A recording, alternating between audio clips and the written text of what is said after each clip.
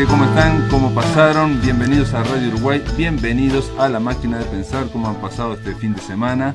Ya mismo arrancamos esta máquina esta semana, que va a ser un poco difusa, no sé, no va a haber un autor en especial, no vamos a tener un libro en especial, no va a haber una obra en especial. Se trata de que en esta semana se cumplen 40 años del golpe de Estado en Uruguay, del inicio de la dictadura militar, y de alguna forma, bueno, hemos creído que podía ser interesante juntar diferentes obras en torno a nuestro pasado reciente. Hoy vamos a hablar con Roy acerca de Morir por el Che. ¿Cómo le va, Roy? Muy bien, muchas gracias por invitarme. Roy es guionista, es un hombre vinculado a la historieta. También es fundador del evento anual de cómics, animes y juegos, y no sé si cosplay, que se llama Continuará, que es en noviembre en general. Sí, ¿no? Generalmente, bueno, salvo este año que nos hemos tomado una breve pausa, es el evento que hacemos todos los noviembres, que sí, en realidad más que nada está más orientado a las actividades y a los juegos, pero sí, tiene cosplay, tiene historietas, anime, etcétera, etcétera. Se supone que es un evento más, digamos, de disfrutar y no tan, digamos, no sé si académico o con las conferencias que tiene Montevideo Comics. Sí, hemos tenido ¿no? Sí. hemos tenido charlas y talleres. El año pasado incluso se hizo un taller de confección en Continuará, pero quizás sí no sea tan vinculado a la parte de presentar libros y eso como es Montevideo Comics. Es más lúdico, diríamos, ¿no? Sí, es que siempre pensó como siempre empezó como un evento de búsqueda de que la comunidad se encontrara y pudiera compartir actividades. La comunidad es la comunidad del cómic, digamos, la gente de la comunidad, animal. nosotros lo llamamos los frikis, pero es la comunidad, la comunidad que en realidad comparten muchos gustos, comparten el gusto por los cómics, el anime, el cosplay, los juegos de rol. Entonces como que en realidad hay una comunidad, hace unos años una comunidad latente que se terminó ya conformando, o sea. Yo voy todos los años los últimos 4 años he ido al Montevideo Comics, ahora obviamente en el Sodre, en el auditorio de la Derreta, fue una cosa muy interesante, digamos, en cuanto al espacio, ¿no? Pero me sorprende, y esta vez me sorprendió, me parece que va como increciendo el tema de los cosplay, el tema de disfraces, me parece como que, por ejemplo, las mujeres están cada vez más lanzadas, es sorprendente. Sí, yo creo que viene, no sé si increciendo, pero viene en aumento lo de animarse y ya tener 13, 14 años y estar disfrazado en un evento. Y aparte los disfraces con una perfección que no se veía hace 4 años. Había de todo, digamos, había gente que se ponía cosas con alambre. Yo no sé si eso también no muestra más o menos la situación del país, porque si lo extrapolás a las historietas es lo mismo. Cuando empezó Montevideo Comics en el 2002, 2003, habían 3 historietas hechas en fotocopia y hoy se presentan 10 libros en imprenta con excelente edición. Y si lo ves, capaz que es una cuestión de que al país le está yendo bien en general. Sin duda.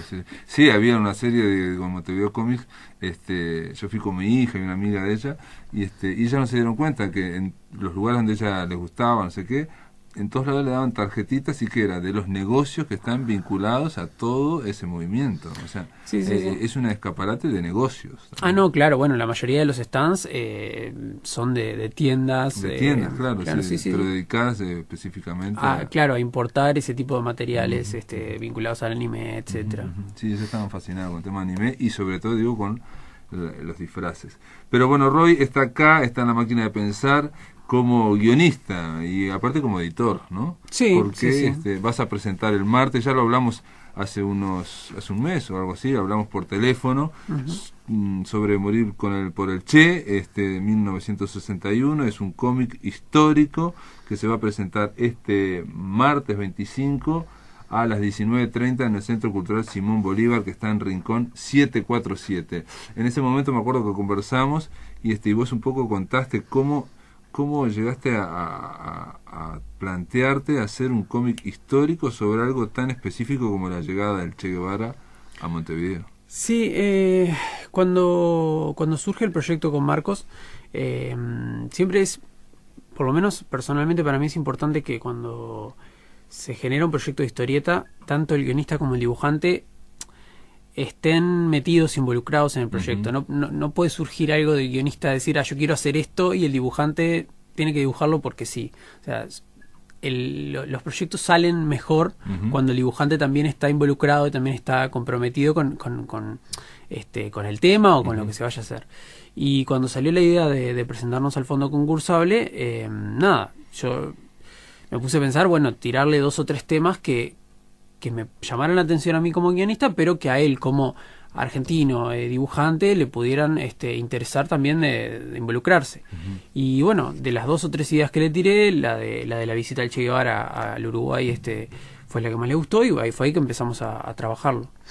El Marcos que estás mencionando es Marcos Vergara, que quedó para entrevistar, pero Marcos Vergara es un dibujante argentino de cómics que ha colaborado con Rodolfo Santulo en Balizas, un cómic que tuvo mucho, por lo menos se habló bastante de Balizas, en Cena con Amigos, que a mí me gustó mucho, me gustó mucho el trabajo de él como dibujante ahí, me parece que tiene un estilo que yo creo, así modestamente y de puro atrevido, que el estilo de él no es realista, no es realismo, o sea, él tiene esa especie como de caricatura, digamos. Sí, tiene como una especie de plasticidad bastante particular, que es muy común en lo que son los historietistas actuales argentinos, se ve mucho en Argentina, y bueno, como decías, dibujó Cena con Amigos, Balizas, y ahora se está presentando también, que se presenta junto con Morir por el Che el martes, La Comunidad,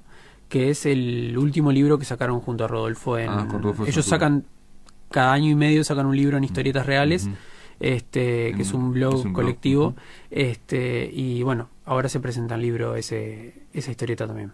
En el caso de Morir por el Che está presentado por Dragón Comics, que es tu editorial de cómics. Sí, es la editorial que yo comencé con Bea hace ya unos años, y está coeditado junto a Loco Rabia, que es la editorial de Marcos, que tiene allá en Argentina, junto con Alejandro Farías. O sea que ustedes van a vender este cómic en Uruguay y en Argentina, para empezar. Sí, ya está acá, ya está en librerías, y bueno, disponible a través de nuestra web, que es dragoncomic.com.uy, y Loco Rabia también tiene una distribución allá en librerías y venta web, etcétera.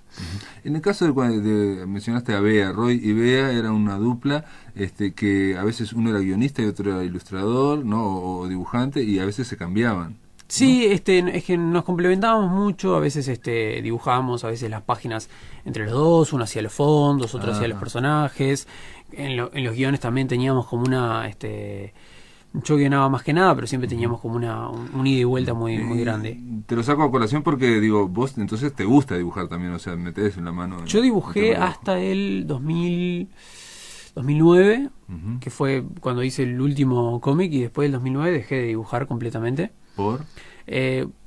Una cuestión prácticamente de tiempos, o sea, era una cuestión de, me gusta hacer guiones, me gusta dibujar, pero siempre te va a llevar mucho menos hacer un guión que dibujar una página. Es algo que los guionistas tenemos a favor, que no o sea, no hay con qué darle. O sea, con el tema del tiempo, en cuanto a poder hacer otras cosas aparte del cómic, digamos, ¿no? O sea, de tu vida, digamos, profesional, de tu vida. Exacto, actual, o sea, para digamos. mí el cómic, si bien lo tomo como una profesión, lo hago en mi tiempo libre. O sea, yo tengo un trabajo de 9 horas, de lunes a viernes, y cuando me pongo a escribir es o después de las 6 de la tarde o los fines de semana. Entonces, el tiempo que uno le lleva a terminar una hoja, que puede andar entre 8 o 9 horas, es mucho más extenuante que el tiempo que uno puede pensar un guión, que uno lo puede pensar en un ómnibus. Sí. Aparte, digamos, una vez que tenés, digamos, la dinámica del diálogo, por ejemplo, no es como escribir una novela, ¿no? O sea, no, claro. Que se escribe menos, si se quiere, ¿no?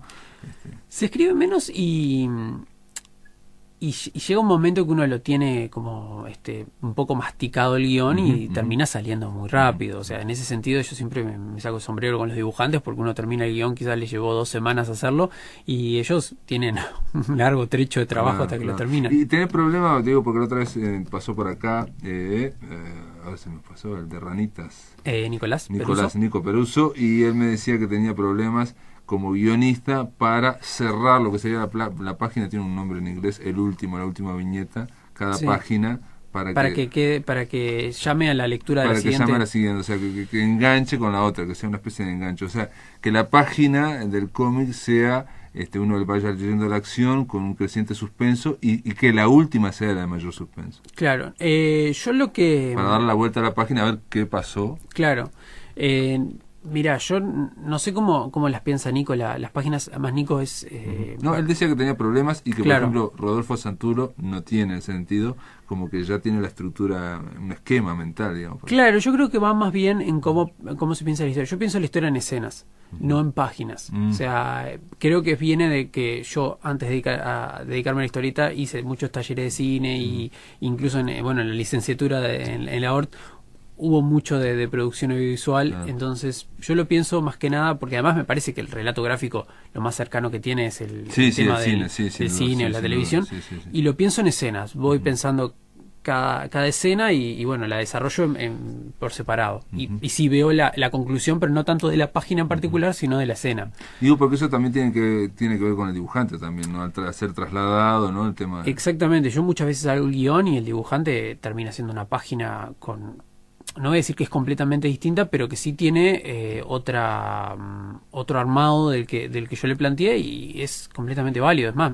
es ahí donde se da la mejor conjunción. Claro. En el caso de Morir por el Che, estamos hablando de un cómic que es apaisado, no sé cuánto mide esto, pero de 25 por 19. 25 por 19, o sea, casi es un rectángulo. Y si bien está presente... como las viñetas, digamos, planteadas acá, son una narración bastante clásica, ¿no? Bastante convencional, en el sentido que son cuadraditas, no hay, digamos, no hay círculo, no hay ninguna, y hay alguna página completa. Después en algún momento empieza a cambiar, ¿no? Empieza a cambiar, pero eso es una cuestión de narrativa que la genera el dibujante, pregunto, o la generas vos. Hay, por ejemplo, una especie de... Cuando están los manifestantes y todo esto acá, que a mí me impresionó mucho, por ejemplo.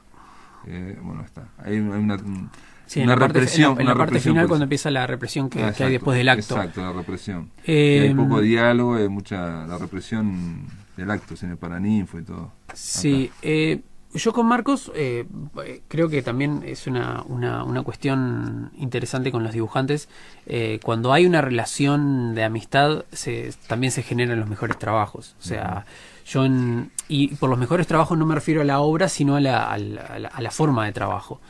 Yo con Marcos le daba las páginas y teníamos como 3 formas. O yo le decía, bueno, la cantidad de viñetas. Le decía, bueno, acá hay 6 viñetas, esta y esta. O simplemente le decía, bueno, mira, acá en esta página quiero que pase esto. Vos determinás las viñetas que necesites.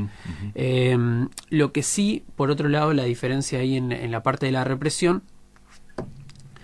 Sí, aparte en la parte de la represión estamos hablando de que no hay diálogos, y entonces podría haber sido de otra forma más convencional, o podría, acá hay una cuestión muy cinematográfica, muy de la plástica, ¿no? La parte de la represión fue muy específica de que fuera muda y de que fuera más que nada gráfica, por 2 razones. Primero, porque venía después del acto y nos parecía que era como que el acto ya tenía de por sí mucho diálogo, muchas ideas, muchas cosas importantes, y que llenar de diálogos la parte de la represión no iba a darle la impresión que nosotros queríamos mostrar, que era que en esa época no era común ese tipo de represión. O sea, que todos los estudios y los libros que leí mostraban que era una de las primeras veces que había una represión policial así tan marcada, en el año 61. Y bueno, para mí este momento en el que llega el Che es como un quiebre con muchas cosas en el Uruguay, y lo queríamos ir marcando en lo posible, en la medida de lo gráfico y también en el guión. Morir por el Che, 1961, el Che Guevara viene a un encuentro acá en Punta del Este de ministros o algo así, ¿no? Vino, después, a una conferencia iberoamericana, me acuerdo el nombre de qué, y después lo invitaron los estudiantes de la universidad a dar una charla en el Paraninfo. Que bueno, se da mucho porque se dan bastantes particularidades, porque incluso la seguridad estaba a cargo de los estudiantes de la universidad, y bueno, Sí, hay una serie de cosas, por ejemplo, que la policía no entra a la universidad, entonces está defendida, y si se quiere está organizada por los estudiantes, por la FEU en ese momento, y estamos hablando del año 61, ¿no? Lo de la Revolución Cubana había ocurrido en el año 59. O sea, sí, era todo todo muy recién, muy fervoroso. fresco, ¿no? Y una de las cosas que más llamaba la atención era cómo yo hablé con personas tenían 20, 25 años en esa época, y te decían que la figura del Che acá en Uruguay se veía como una cuestión de Salvador o de... Sí. Había como una idea de que el Che Algo- iba a llegar y decir agarren las armas. Claro, algo mítico, va bien, Y que iba a solucionar todo simplemente por estar ahí frente a los estudiantes. Y yo creo que también hay una cuestión un poco llamativa de lo que dijo el Che. O sea, de que el Che dijo, bueno, todo lo contrario, de que las condiciones del Uruguay permitían que los cambios fueran por el lado democrático. Y dijo la famosa frase que ustedes la agarran como casi un leitmotiv, o la reiteran por lo menos, que es: se sabe cuando se tira el primer disparo, pero no se sabe en una revolución cuando se tira el último. Por eso hay que tener cuidado en tirar el primer disparo, ¿no? Exacto, y lo que es, o sea, lo que es... no interesante, no sé si llamativo, irónico, es que justo esa noche haya sido uno de los primeros asesinatos no sé si decirlo no es en la vida política, pero sí en lo que después viene lo que ocurrió, digamos, en lo que sería esos 60 que se iban a incendiar todo al final de la década. Sí, ¿no? es un Entonces, punto de quiebre. Quizás debe haber sido. Yo la verdad que sí me encontré con gente que me comentó, yo trabajo en la Facultad de Derecho y todo, que me hablan, todavía lo veo al Che Guevara, o sea, de la persona que me lo decía, no sé, 30, 40 años después, parado, aparte me dijo parado arriba de una de estas mesitas que yo decía, pero hay una de estas mesitas parado en el Paraninfo y hablando, dice, ¿no? Y era una cuestión casi cinematográfica. Ella estaba fascinada. Ese fue el efecto que tenía. Ahora, ustedes, para hablar del asesinato del profesor Arbelio Ramírez, manejan varias hipótesis, ¿no? Porque hay un trabajo histórico, digamos. Aquí no intentaron hacer ficción, o no hicieron ficción solamente.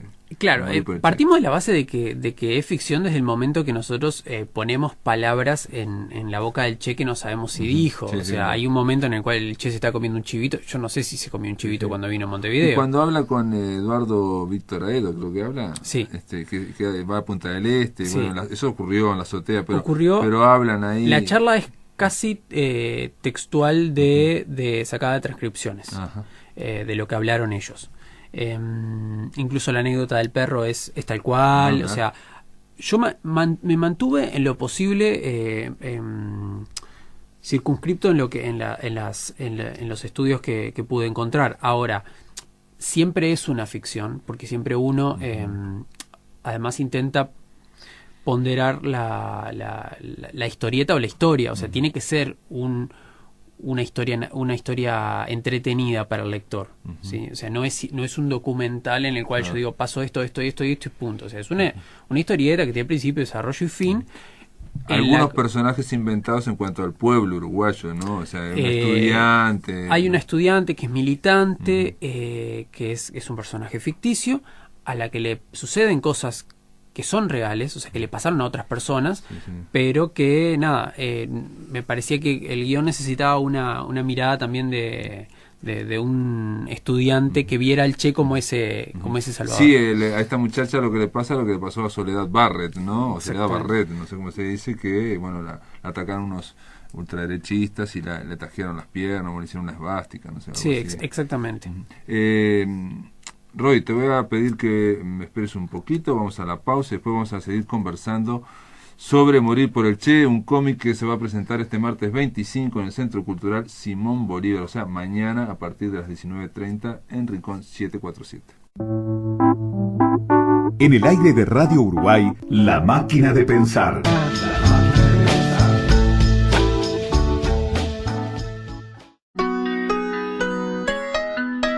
Para comunicarte con La Máquina, envía un SMS al 099-780066 o un correo electrónico a lamaquinadepensar@adinet.com.uy. Si querés volver a escuchar charlas, entrevistas o columnas, ingresa a piensamáquina.com.ar. radiouruguay.blogspot.com y bienvenido al corazón de las palabras.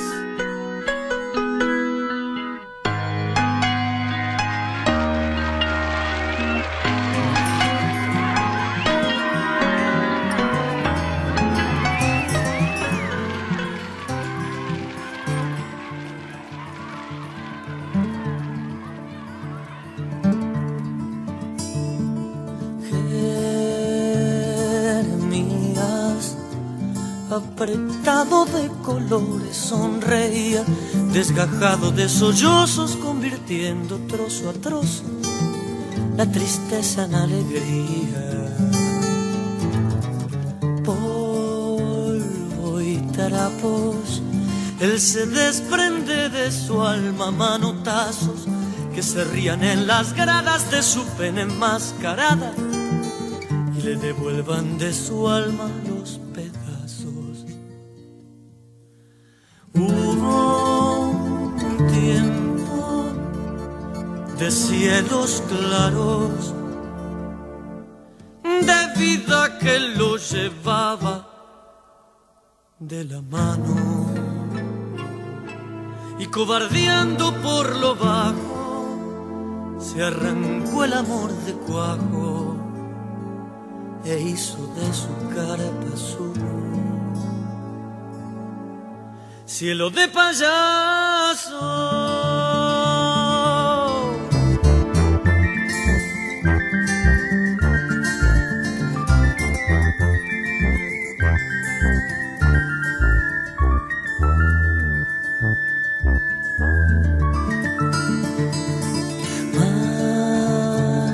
Madrugadas son de lágrimas calientes en su almohada, que cuando el público pide sonreír, él llora y ríe por su rosa de cachada. Muy aprisa buscó el vuelo que le devolvió la risa, de trapecio y pista en sombra de mil niños que lo nombran, de muerte que lo acaricia. Silencio que envuelve gritos, y una niña lo lloró muy despacito. Borró de miedoso intento por volver a estar contento y tener del cielo azul un pedacito.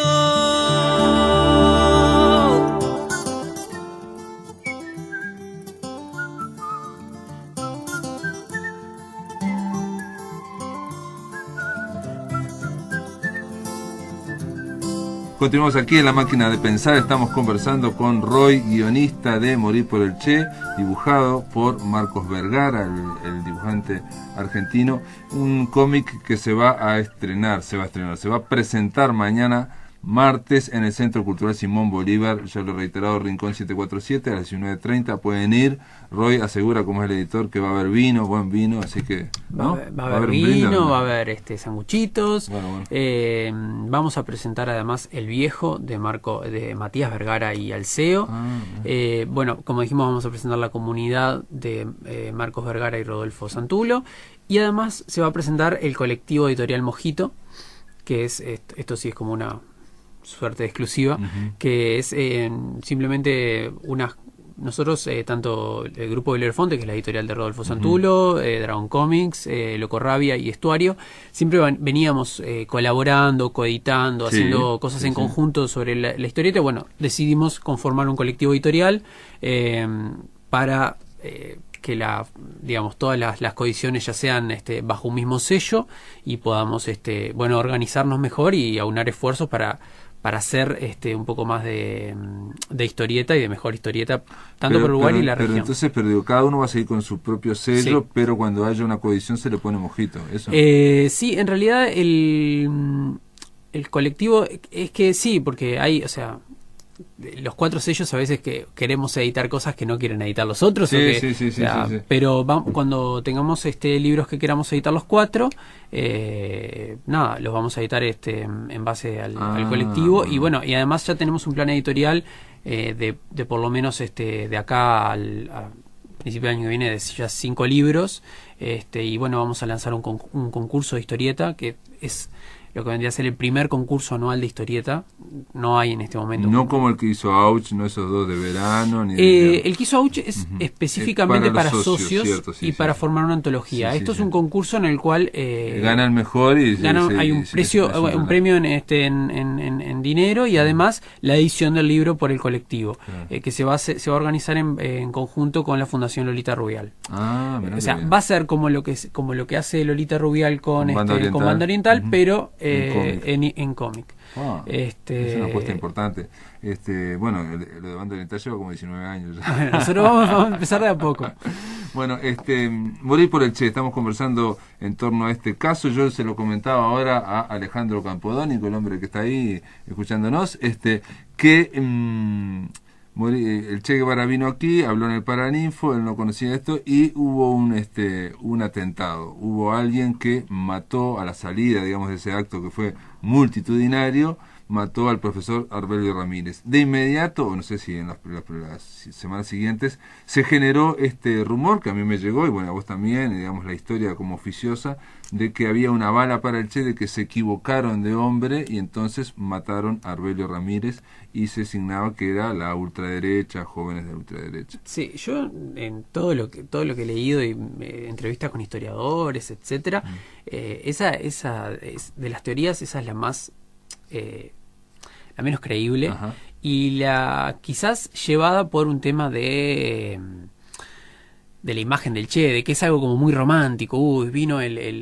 héroe de Cuba y lo quisieron asesinar justo en Uruguay. Capaz que es algo como que a los uruguayos nos gusta ser el centro de atención en casi todo, y que bueno, justamente lo quisieran asesinar acá. Pero si uno va a los hechos, es la teoría que tiene menos pruebas. El Che estaba en un auto, estaba varias cuadras lejos ya del... Con Salvador Allende. Estaba con Salvador Allende en un taxi, estaba por lo menos a 3-4 cuadras de donde sucedieron los disparos.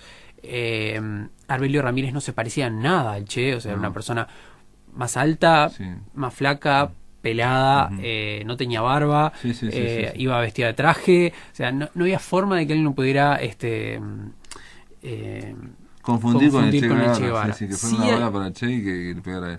Exactamente. Sí hay otras teorías, las teorías de que, bueno, por un lado fue una bala perdida que lo mató en medio de los atentados y de los problemas que hubo en el... Sí, o sea, se termina la gran, digamos, meeting o el encuentro con el Che Guevara. Bueno, sale la gente multitudinaria ahí, y entonces empieza a haber gente de izquierda con gente de derecha, y se generan disturbios en la calle, y después hay una represión. Sí, como que en esos disturbios alguien tira un tiro, y esa sería una posibilidad. Esa es una posibilidad que obviamente nunca se va a probar, que hubo un montón de disturbios pequeños entre grupos de ultraderecha y de izquierda que salían del acto, y otros que estaban ahí esperando para enfrentarse, y bueno, y que un tiro le pegó a Arbelio Ramírez. Esa es una teoría. La otra teoría es, bueno, Arbelio Ramírez fue una persona que estuvo siempre vinculada a la vida política, aunque no se nunca dijo de que de estar vinculado a un partido específico, y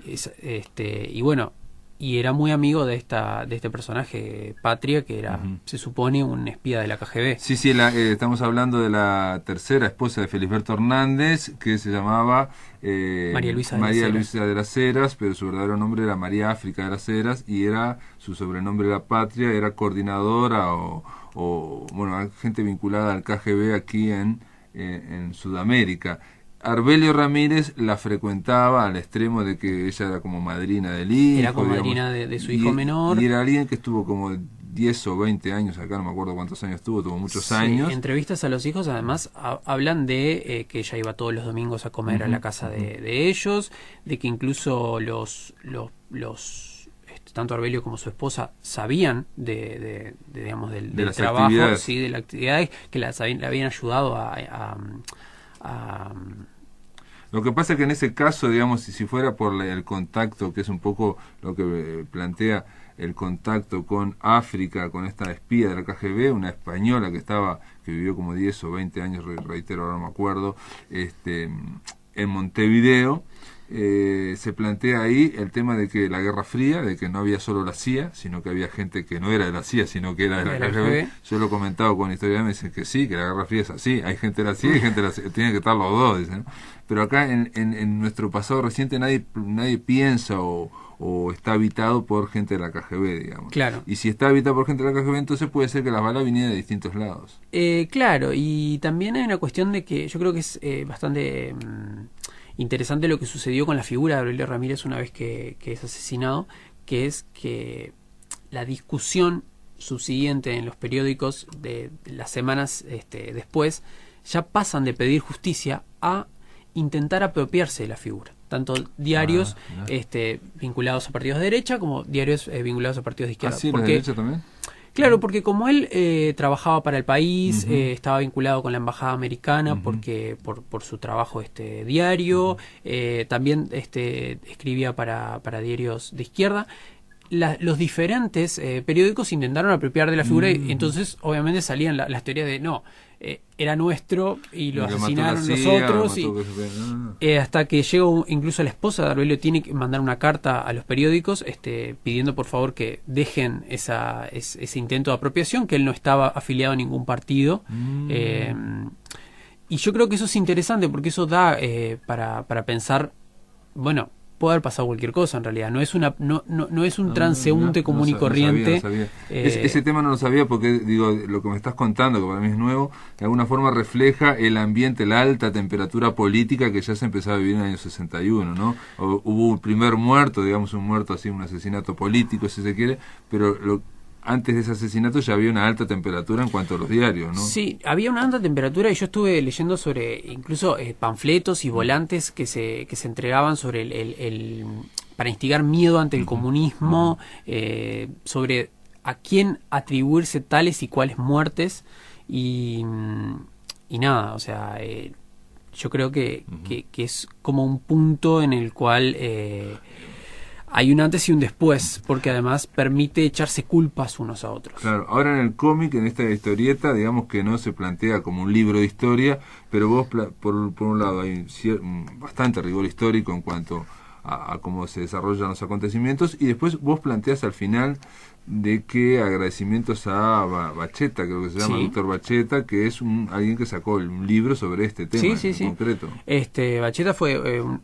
tengo que agradecerle a él y a Gerardo Leibner, que fueron los dos historiadores que estuvieron siempre dispuestos a entrevistas y consultas de mi parte y bueno, y sobre todo los libros que escribieron que fueron como la base para poder armar el guión.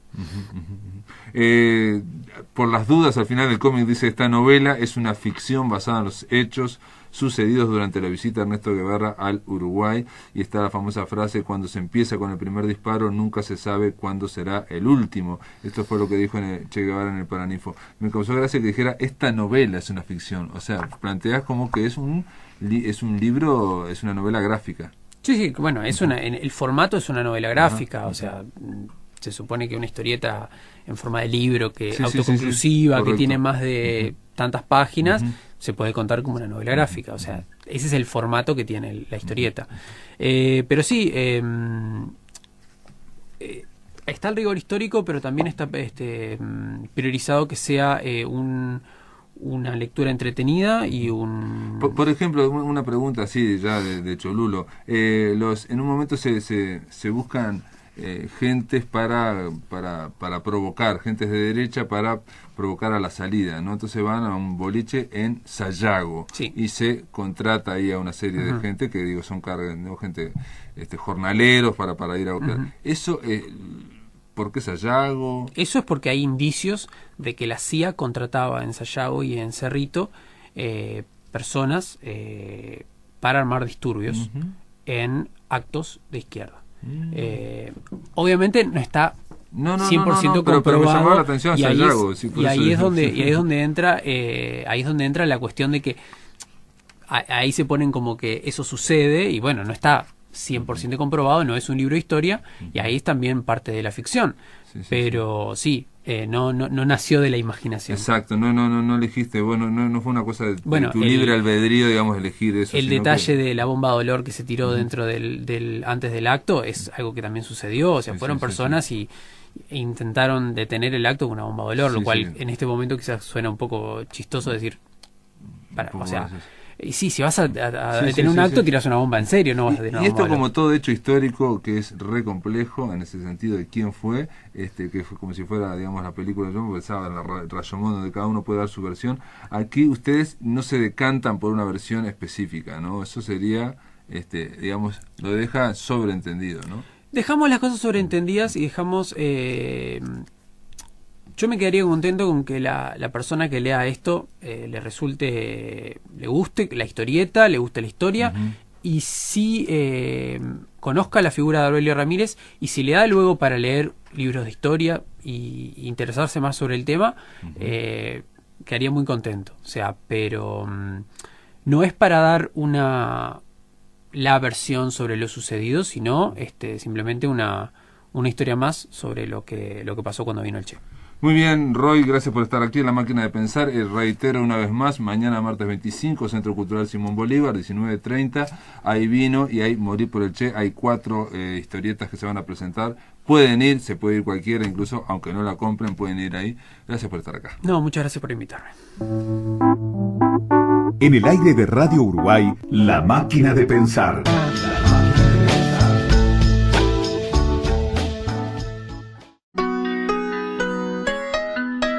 Para comunicarte con La Máquina, envía un SMS al 099-780066 o un correo electrónico a lamaquinadepensar@adinet.com.uy.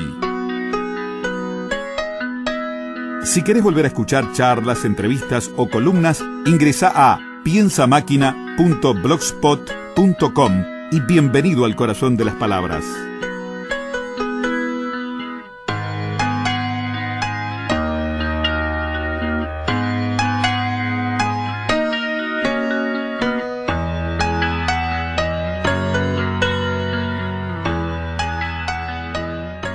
Muy bien, amigos, ahora en La Máquina de Pensar, en este tercer bloque, estamos recibiendo a un poeta y amigo, Víctor Guichón. ¿Cómo le va? ¿Qué tal, Pablo? ¿Cómo estás? Gracias por la invitación. Víctor Guichón es alguien que, bueno, sacó el segundo premio en poesía inédita en los últimos premios anuales del MEC por Bailarina Invisible. Cierto.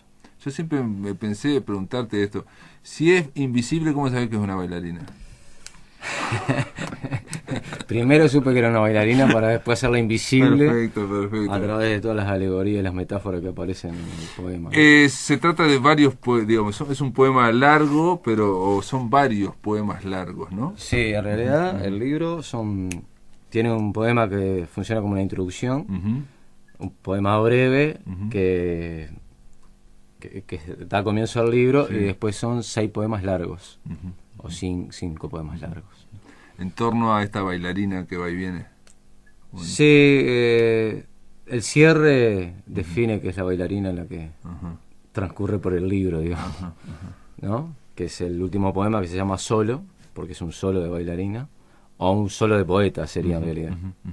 Víctor Guichón, como poeta, aparte tiene una novela inédita también, que sacaste un premio, una mención el año pasado, ¿no? Sí, en el concurso de Onetti, en la Intendencia, en 2011. Que está ahí en Gateras también. Sí. Pero yo creo que fue porque sacaste este segundo premio en los premios anuales del MEC que nos seleccionaron, digamos, a vos y a mí para leer en la Mediateca Idea Vilariño, ¿no? Sí, coincido totalmente. Creo que es por eso. Sí, aparte somos los segundos premios. Podríamos hacer un espectáculo de los segundones, por ejemplo, o los segunderos. No, pero está bien, es importante ya, más allá de si es el primero y el segundo. Sí. Que el jurado haya tomado nota de lo que uno hace y haber dicho, bueno, esto...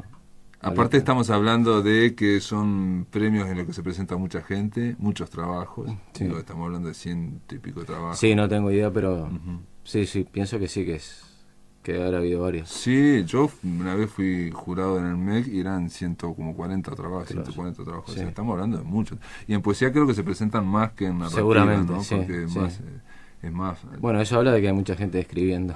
Sí, no, pero digo que digo, lo que genera es una gran alegría también de que te elijan, ¿no? O sea, No, sí, premio, sin duda. en ese Sí, sentido, sí, ¿no? sí. En realidad, para mí, lo que me pasó cuando tuve la noticia, más que el premio estuviera dirigido a mí, digamos, en realidad porque nadie sabía que era yo, ¿no? Porque es anónimo. Es anónimo, sí. El hecho de que hayan premiado la poesía que yo escribo, ¿no? Porque premiado en el sentido reconocido, claro, como algo importante o interesante, esta forma de hacerlo que yo tengo que... No, pero aparte vos, no lo dijimos, pero tu forma de hacer poesía, que es un poco especial en el sentido de que vos escribís, editás libros de poesía, pero a vos te gusta la puesta en voz, que dijera Luis Bravo, Sí. o sea, te gusta, has pasado por acá, generar poesía con músicos, o sea, volver Sí. al estilo de la poesía cuando se hacía con guitarra, con bajo, con sí, instrumentos musicales, sí. ¿no? Y el poeta ahí encara...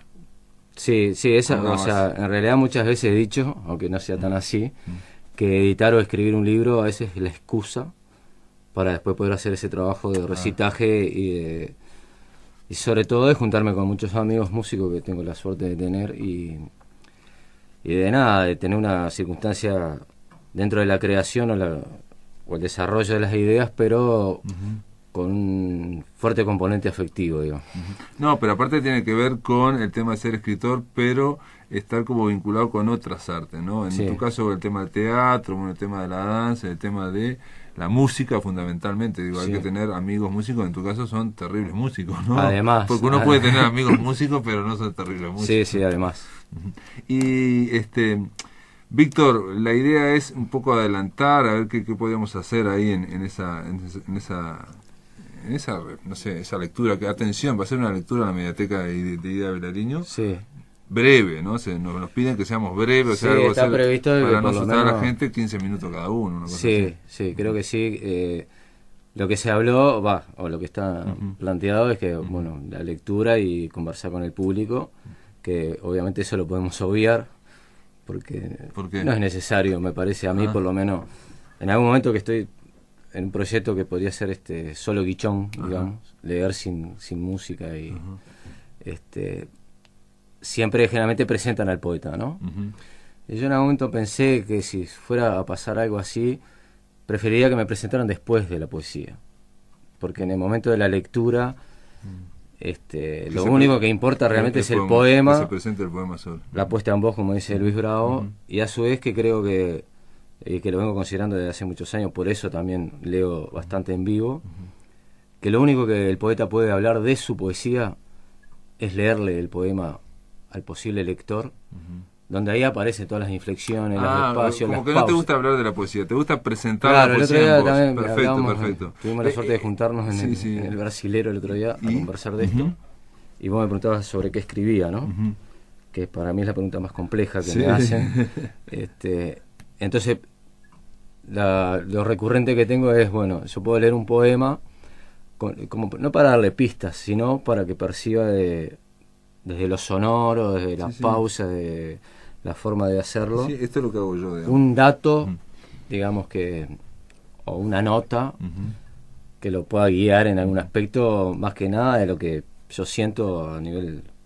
Pero yo pienso que la gente que nos va a escuchar mañana o cuando sea, va a ser por escuchar literatura, por escuchar la Sí, poesía, sí, no sí. necesariamente para conocer cómo es Víctor Guichón, lo No, cual está claro. muy bien, está Sí, muy sí. bien porque es una forma también de difundir al autor. El planteo a mí me parece una cosa interesante, es el tema de, por ejemplo, de que vaya la gente temprano a tomar un café, digo, Sí. o sea, que se haga, que no sea solamente un recital o algo frío y Sí. distante, ¿no? Se Sí, trata de algo que cercano. sea unidireccional, digamos. Exacto, que es algo... ahí va la guacha. Sí, O sea, sí, es importante. A mí, por lo menos, la idea es que con estos fríos que hace, bueno, vayan, tomen un café y conversen. Y digo, si te gusta algo, mira, me gustó tal cosa. claro, me gustó. intercambiar un poco, ¿no? O sea, yo siempre el tema de las apreciaciones Ujú. que el público te pueda brindar, Sí, que es cierto que tiene como un doble sentido, ¿no? Apreciación por el lado de que te digan algunas cosas al respecto, y otro el aprecio que pone la gente también cuando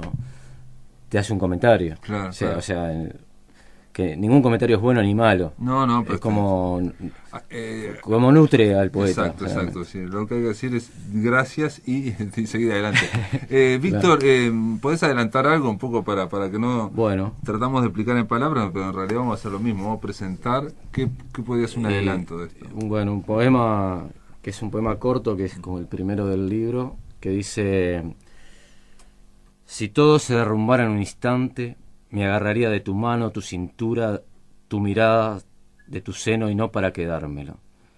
Lo haría para regar mi silencio y darle profundidad a mi última palabra, calma a mi última caricia, ternura al recuerdo de lo que fui, consistencia a la poesía aún no escrita, y al final, sí, al final exhalaría las vocales de tu nombre como un acto originario. Muy bien, me acordaba claramente esa poesía, tiene lo suyo. Y esto va a ser así, sin música, ¿no? Sí. Uh-huh. Sí, no,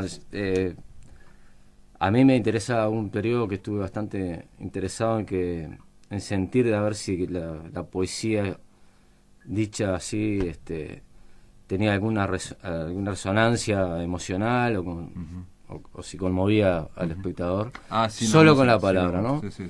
Porque siempre la música como soporte o tiene continente del texto aporta mucho. Sí, es una plataforma espectacular la música, ¿no? Sin duda. Envuelve, Sin ¿no? duda, Abriga, ¿no? Sí. Sobre todo cuando la música está compuesta para el poema especialmente, ¿no?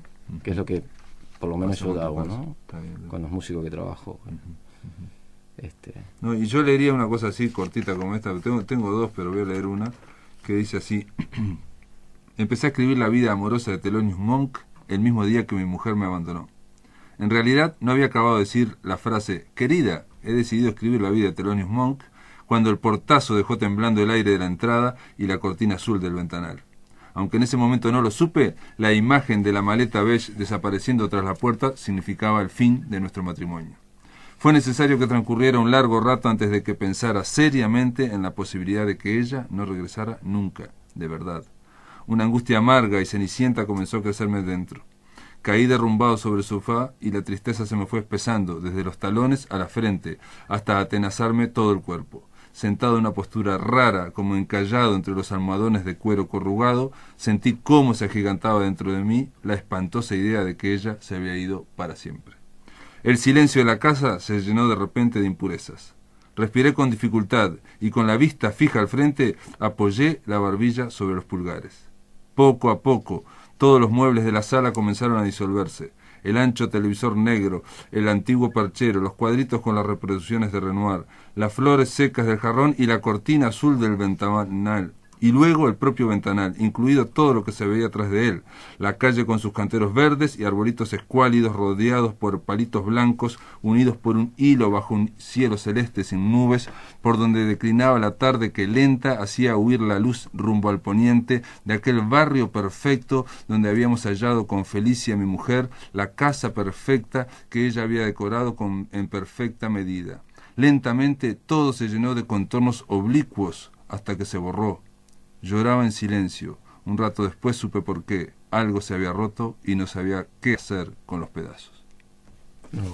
Esa es la vida, ¿cómo se llama? La vida amorosa de Thelonious Monk. Es un cuento cortito que es parte de las cosas que vamos a leer, vamos a conversar con Víctor Guichón en la Mediateca Idea Vilariño, ¿no? La idea, hay una promo también saliendo por la radio, por Radio Uruguay y por las radios emisoras del sur, que de alguna forma está promoviendo este ciclo que es el último martes de cada mes. Ahora el mes de junio vamos a ir Víctor Guichón y quien les habla, y la idea es acercarse a leer algo y comentar y bueno, ver ideas, ¿no? Ver ideas en Idea Vilariño. Bueno, esto es, ¿a qué hora? ¿Sabe la hora? No. Sí, 18:30. 18:30. Bueno, esto es hasta mañana, amigos, a las 18:30 ahí en Mediateca Vilariño, que está en San José, creo que 1111 San José y Paraguay, en la Dirección Nacional de Cultura. En San José y Paraguay es fácil, sí. Y ahí lo van a ver. A las 18:30 arrancamos. Víctor Guichón y quien les habla, Pablo Silva. Los esperamos. Gracias por estar acá. Bueno, muchas gracias, Pablo, por esta oportunidad acá de poder compartir siempre con vos. Y bueno, quiero aparte agradecerle a la Mediateca que nos haya invitado. Ajá. Y que nos haya juntado aparte los dos. Eso está bueno. Para mí particularmente me entusiasma bastante. A mí también. Amigos, que lo pasen